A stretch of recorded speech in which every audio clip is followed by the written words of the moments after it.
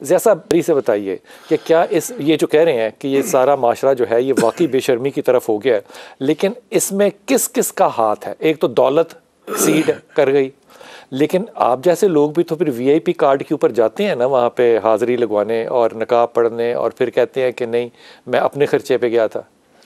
बिस्मिल्लाहिर्रहमानिर्रहीम। यकीनन बिलाल भाई साहब से पहले तो हसन निसार भाई ने जो एक बात कही ना यार दिल में चुभ गई उसने सच्ची बात मेरा तो दिल हिला दिया है। हाँ। ये जो उन्होंने कहा ना कि एक हसन भाई से कहना चाहिए था हमें कि आप सच क्यों बोलते हैं। यकीनन बहुत खूबसूरत बात है कि एक तो उन्होंने ये जो बात की ना कि एक किस्त तो अभी हम वर्ल्ड बैंक की अदा करने के लिए रो रहे हैं, और जो किस्त कुदरत ने हमसे वसूल करनी है ना उसके बारे में अल्लाह ने कुरान में फरमाया वत्तकू फितनतन ला तुसीबन्नल्लज़ीना ज़लमू मिनकुम खास्सतन।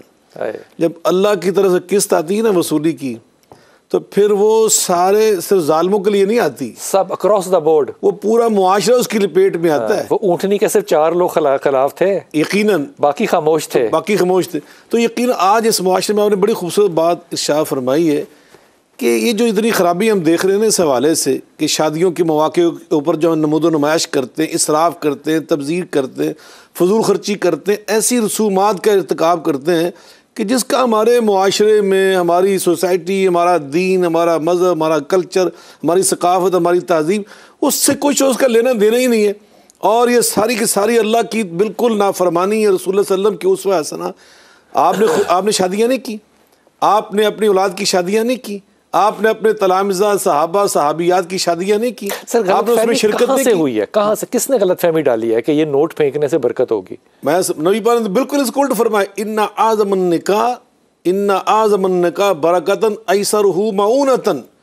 जिस निकाह में और शादी में सबसे कम खर्च हो सबसे ज्यादा बरकत वाला होता है। ये जरा दोबारा पढ़ दीजिए। ये हदीस कहाँ पे रवायत कोई कमजोर तो नहीं है? नहीं, बिल्कुल सही हदीस है। इन्ना आज़मन निकाह बरकतन ऐसरहु मऊनतन। जिस निकाह के अखराजात कम हो वो बरकत वाला होता है, उसके अंदर अल्लाह खैर डाल देता है। तो रसूल पाक सल्लल्लाहु अलैहि वसल्लम की बात जो है वो ना उलमा तक पहुंची, सब नहीं, चंद उलमा बड़े ना टॉप आपने जो उलमा की बात की ना, आप अंदाजा लगाएं अब्दुर्रहमान इब्न औफ रज़ी अल्लाह अन्हु 10 सहाबा जिनको नबी पाक ने अशर बशरा में शामिल किया, उनमें से एक हैं। वो एक दिन आए तो नबी पाक ने उनके कपड़ों के ऊपर ज़ाफ़रान का धब्बा देखा, फरमाया कि ये क्या है? कहा जी मैंने शादी की कल परसों अंसारियों के ख़ानदान में।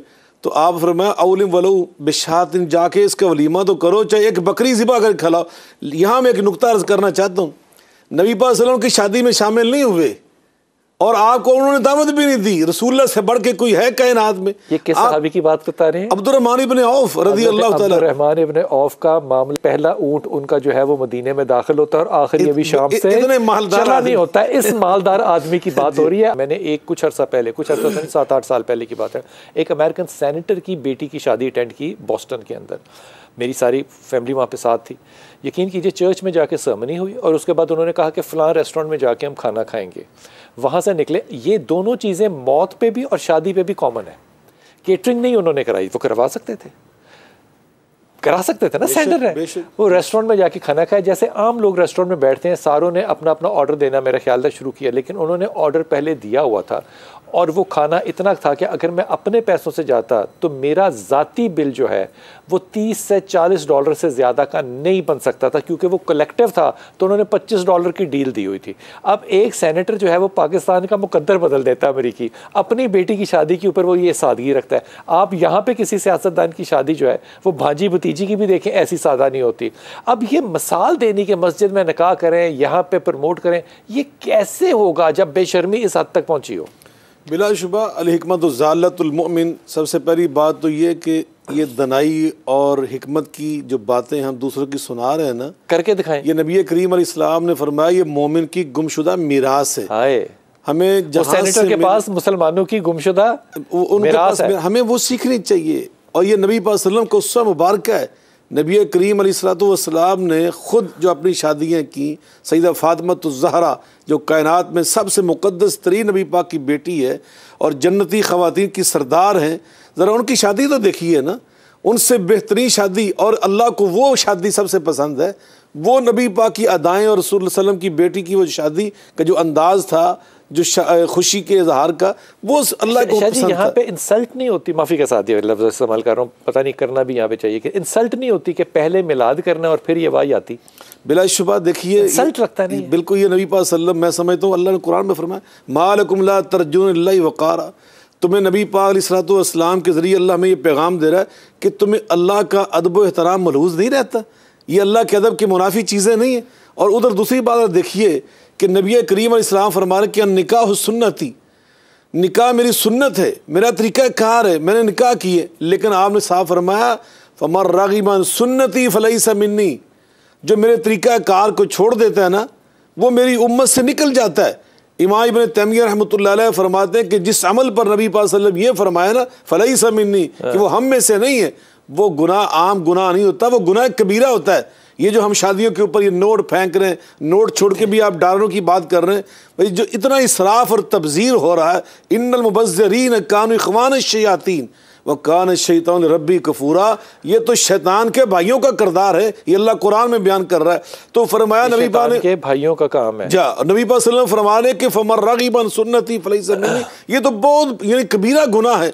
तो आज इसका खमियाजा जो भुगत रहा है मुआशरा हमारा, वो पता क्या है बिलाल भाई, आज हमारे सफ़ेद पोश लोग बेचारे इन चीज़ों को पूरा करने के लिए, ताकि उनकी बेटी को ताने ना सुनने पड़े कि मोहल्ले में फ़लाँ अमीर की बेटी की शादी इस तरह हुई तो तुम्हारी शादी क्यों, तो वो बेचारा कर्ज़े लेता है, बाज़ औक़ात वो सूदी कर्ज़े लेता है, जब वो अदा नहीं कर पाता तो खुदकुशी की भी बात सुना रहे हैं, खुदकुशियाँ होती, और बाज़ औक़ात वो खुद अपने आप को नहीं मारता, फिर वो चोरियाँ करता है, वो डकैती की वारदात करता है। जाके जेलों में देखिए कितने डाकू चोर आज पाबंद है, वो सिर्फ अपनी बहनों की शादियों के लिए, अपनी बेटियों की शादियों के लिए उन्होंने ऐसा किया, और बाज़ औक़ात उन डकैतियों के दौरान उन्हें कत्ल भी करना पड़ता है। तो ये सारा मुआशरे की खराबी है। आपसे बात कर, आज सुबह एक दोस्त ने जाते हुए पूछा, उसने कहा कि मैं एक फलां प्रोग्राम में जा रहा हूँ तो यहाँ पे ये मौजूद गुफ्तगू है। मौजूद गुफ्तगू क्या है कि जनाब जब इंसान की जेब में कुछ नहीं होता तो उसकी जजमेंट तब की जाती है। मैंने कहा बे तब नहीं की जाती, तब तो उसको हर गुनाह माफ़ है, यहाँ तक कि उसका ईमान जो है वो भी डामाडोल हुआ होता है। किरदार का पता तब चलता है जब आपकी जेब में माल हो।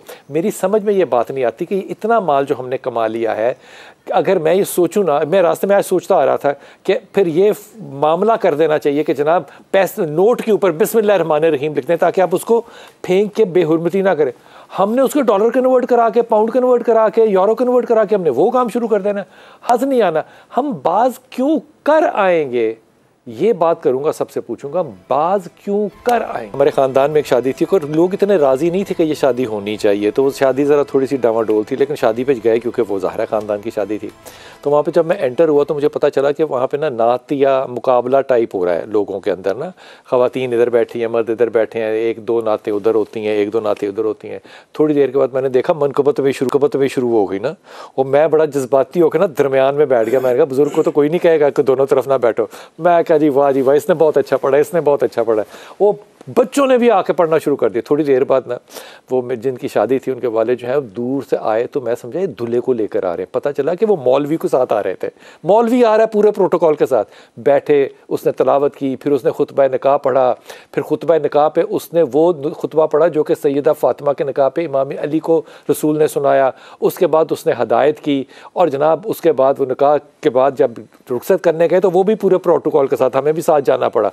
वापस आके बैठे तो शाह उन्होंने कहा जी बस खाना होने खुल गया जे। तो हम उठने लगे तो उन्हें कहा सर बैठ के रोटी खानी, खलो के क्यों खानी रोटी, तुसी इत्थे बैठो, खाना इत्थे आ रहा है। सारों ने बैठ के खाना खाया। इस खाने के दरमियान में पीछे ऑडियो चलता रहा नातों का और मनकबतों का। मैं कहता हूँ आज इस बात को जितने साल हो गए, हमने उससे ज़्यादा खुशहाल शादी नहीं देखी ज़िंदगी में जिसके ऊपर हमारी अपनी राय थी। ये अल्लाह की रहमत और बरकत है।